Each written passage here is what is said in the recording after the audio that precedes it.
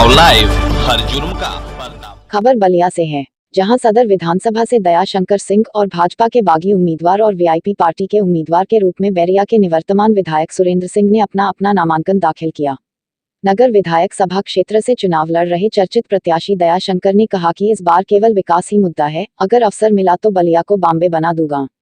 तो वहीं सूबे के निवर्तमान मंत्री आनंद स्वरूप शुक्ला को अपनी निर्वाचित नगर विधानसभा क्षेत्र को बैरिया विधानसभा क्षेत्र से भाजपा प्रत्याशी के रूप में अपना नामांकन दाखिल किया।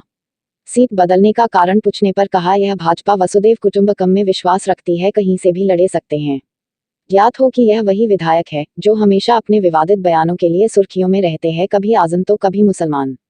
हमेशा एक समुदाय विशेष टारगेट करते, आखिर भाजपा की वसुदैव कुटुंबकम की भावना कहाँ चली जाती है।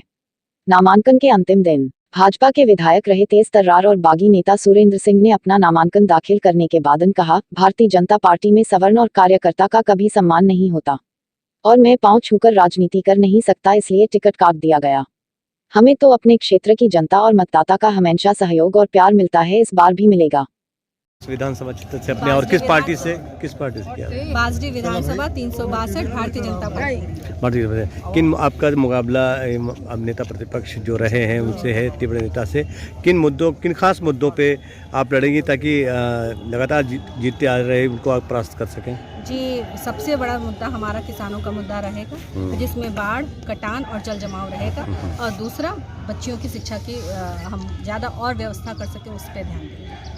तो और कोई ऐसी बात बताइए जो आपके क्षेत्र में ना ऐसा कोई कार्य हुआ जिसे आपकी जनता आपकी तरफ मैंने कहा कि जैसे कि हमारा क्षेत्र दियर का क्षेत्र है और कई ऐसे परिवार हैं जो सुदूर इलाकों में रहते हैं, पर वहाँ की बच्चियों में अपार प्रतिभा है और वो बहुत आगे बढ़ सकती हैं, परंतु शिक्षा व्यवस्था प्रॉपर नहीं होने की वजह से वो आगे नहीं बढ़ पा रही हैं, वो जो करना चाहती हैं वो नहीं कर पा रही हैं। तो मेरा ये प्रयास रहेगा कि मैं उनका जो अधिकार है वो मैं उन तक पहुँचाऊँ। ठीक है। जैसे लोगों का टिकट, सवर्णों का टिकट काटा जा रहा है, सच्चाई है। सुन लीजिए, अब मैं उस पर आपको चलाना है, आप लोगों को पवित्र मन से चला देना। भारतीय जनता पार्टी में स्वाभिमानी सवर्ण नेताओं का कहीं सम्मान नहीं। स्वामी, यदि आप पैर छू करके राजनीति करेंगे भारतीय जनता पार्टी में, आप सवर्ण हो, और यदि पैर छू करके राजनीति करोगे तो तुमको टिकट मिलेगा, और पराक्रम के बल पर राजनीति करना चाहोगे तो भारतीय जनता पार्टी में सवर्णों को कोई स्थान नहीं। शुक्ला जी ने कहा है कि वसुदेव का योगी जी को भी रोकने का प्रयास हो रहा है। ये बिल्कुल हम बड़े नेता नहीं हैं। मैं इतना जानता हूँ, आप काफी करीबी, इतना मैं जानता हूँ कि भारतीय जनता पार्टी में जो शीर्ष नेतृत्व का पैर छुएगा उसी को टिकट मिलेगा, उसी को राजनीति करने का। क्या योगी जी भी पैर छू रहे हैं क्या? अब ये जाकर उनसे पूछिए, उनसे पूछिए।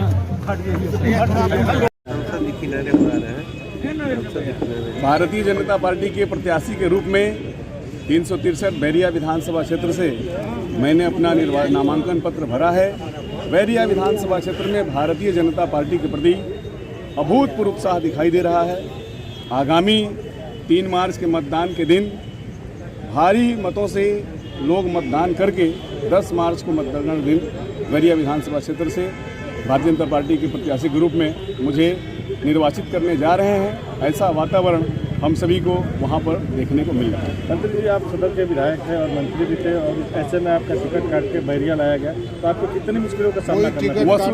वसुधैव कुटुंबकम की भावना से हम लोग काम करते हैं। कोई टिकट काटने के बाद पार्टी के पार्लियामेंट्री बोर्ड फैसला करते हैं कि किस कार्यकर्ता को कहाँ चुनाव लड़ना है। हम लोग कितनी चुनौती? कोई चुनौती नहीं है। संपूर्ण उत्तर प्रदेश में लोग भारतीय जनता पार्टी के साथ खड़े हैं, और इसलिए बैरिया विधानसभा क्षेत्र में भी पूर्व से भी माननीय मोदी जी के कार्यों को देख के, और हमारे भारत के सर्वाधिक लोकप्रिय, कर्मठ, तेजस्वी, तपस्वी, कर्मयोगी मुख्यमंत्री पूज्य योगी आदित्यनाथ जी के प्रति बैरिया विधानसभा क्षेत्र के लोगों में अथाह श्रद्धा, आदर का भाव है, जिसका प्रकटीकरण 3 मार्च को मतदान के दिन देखा जाएगा।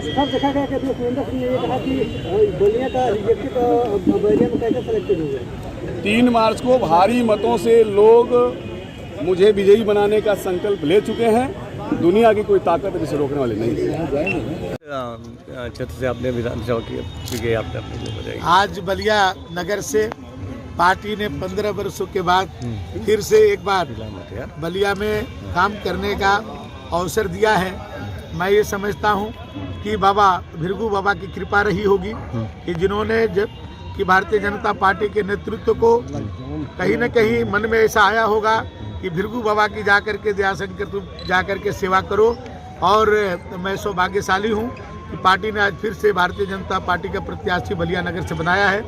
यदि मुझे बलिया की जनता यदि हमको उत्तर प्रदेश विधानसभा में भेजने का काम करेगी तो मेरा पहला लक्ष्य होगा कि जो मैं बचपन से जिसके लिए मैं सोचता था कि कभी अवसर मिलेगा तो भृगु बाबा का भी ऐसा मंदिर यहाँ बनवाऊंगा जो केवल हिंदुस्तान में नहीं दुनिया के लोग भी देखें कि नहीं भृगु की धरती पर भृगु बाबा का किस तरह का मंदिर बना हुआ है। ये मेरे लिए बहुत सौभाग्य। जयशंकर जी, आपके सपा के कैंडिडेट ने ये कहा है कि आप अप्रवासी की तरह आए हैं और नहीं चले जाएंगे। नारद राय को जो है बच्चा स्कूल का प्राइमरी स्कूल का बच्चा तक जानता है, क्या कहना चाहेंगे आप?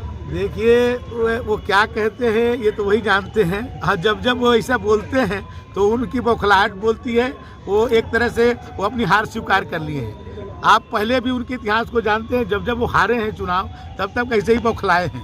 और जहाँ तक उन्होंने मुझे पर्यटन कहा है, मेरे लिए सौभाग्य की बात है कि उन्होंने मुझे पर्यटक कहा है। लेकिन यहाँ पर आप लोग मीडिया के लोग हैं, जानते हैं कि बचपन से लेकर के और यहाँ के इतने लोगों ने मुझे प्यार दिया है, स्नेह दिया है। और हमारे मामा यहाँ के एक सबसे बहुत लोकप्रिय नेताओं में से जो बलिया के एक जो गांधी कहे जाते थे, मैं उनका भांजा हूँ। मैं और जीवन में आदमी की क्या चीज़ मिलती है? दो चीज़ बहुत महत्वपूर्ण होती है, माँ और पत्नी, और दोनों बलिया ने दिया मुझे। राजनीति में भी हमको बलिया का ही कहरा मैं सीख करके लखनऊ में गया और वहाँ से मैं विश्वविद्यालय की राजनीति करके भारतीय जनता पार्टी में विद्यार्थी परिषद के रूप में रहा। और मैं चाहता या पार्टी चाहती तो मैं कहीं और से भी चुनाव लड़ सकता था। और लेकिन पिछले दिनों में हमारी जब पत्नी भी चुनाव लड़ना चाहती थी तो मैं चाहता था कि बलिया से लड़ें, और पार्टी ने पहले उनको बलिया से ही डिसाइड किया था और संसदीय बोर्ड ने पहली मीटिंग में ही बलिया से उनको डिसाइड किया। लेकिन यहाँ सामाजिक समीकरण और उस समय की परिस्थितियों के कारण पार्टी ने फिर उनको सुरोनी नगर विधानसभा का चुनाव लड़ाया और वहाँ पर वो चुनाव जीती, उत्तर प्रदेश सरकार में मंत्री थी। लेकिन सुरोनी नगर में कुछ करने के लिए नहीं था। वहाँ एयरपोर्ट पहले से था बरसों से, वहाँ पीजीआई थी बरसों से, वहाँ पर आपके स्टेडियम बना है जो